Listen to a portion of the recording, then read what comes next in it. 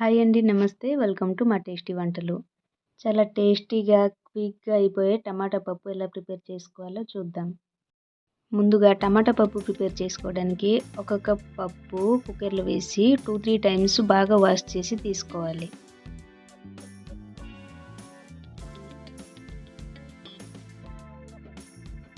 ఇలా వాష్ చేసుకున్న పప్పులో 3-4 బాగా పండిన టమాటాలు కట్ చేసి వేసుకోవాలి.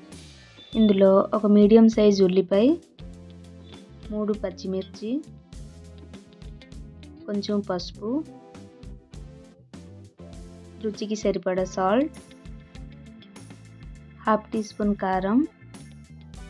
ఏ కప్పుతో అయితే మనం పప్పు తీసుకున్నామో ఆ కప్తో 2 కప్స్ వాటర్ వేసుకోవాలి. ఇందులో ఒక టీ స్పూన్ ఆయిల్ వేసుకోవాలి. ఆయిల్ వేసుకోవడం వల్ల పప్పు బాగా మెత్తగా ఉడుకుతుంది. తర్వాత విజిల్ వచ్చినప్పుడు పొంగు బయటికి రాదు. ఇలా అన్నీ వేసుకున్నాక కుక్కర్ మూత పెట్టి 2 విజిల్ వచ్చేదాకా కుక్ చేసుకోవాలి.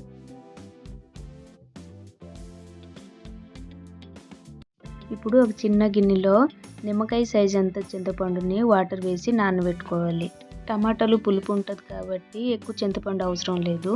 చింతపండు వేయకపోతే టేస్ట్ రాదు కాబట్టి కొంచెం చింతపండుని వేసుకోవాలి.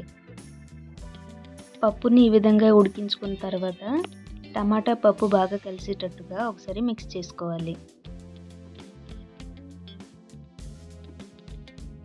ఈ విధంగా కలుపుకున్న తర్వాత ముందుగా నానబెట్టి పెట్టుకున్న చింతపండుని దీంట్లో యాడ్ చేసుకోవాలి.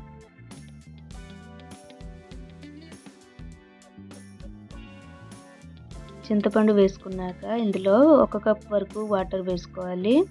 పప్పు కన్సిస్టెన్సీ మీకు ఎంత కావాలో అంతవరకు వాటర్ వేసి ఒకసారి కలుపుకోవాలి. టమాటా పప్పు బాగా పలచగా అయినా బాగోదు.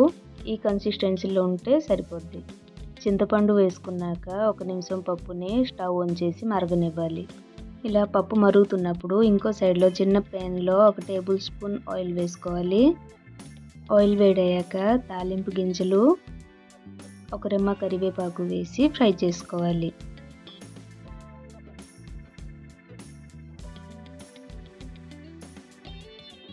ఇలా ఫ్రై చేసుకున్న తాలింపుని మరుగుతున్న పప్పులో వేసుకోవాలి. లాస్ట్లో కొత్తిమీర వేసి ఒకసారి కలిపి స్టవ్ ఆఫ్ చేసుకోవాలి. అంతే అండి, చాలా కమ్మగా ఉండే టమాటా పప్పు రెడీ. ఈ వీడియో కనుక మీకు నచ్చినట్లయితే లైక్ చేసి, షేర్ చేసి, సబ్స్క్రైబ్ చేసుకోండి. మళ్ళీ కలుద్దాం నెక్స్ట్ వీడియోలో. అంతవరకు సెలవు. నమస్తే.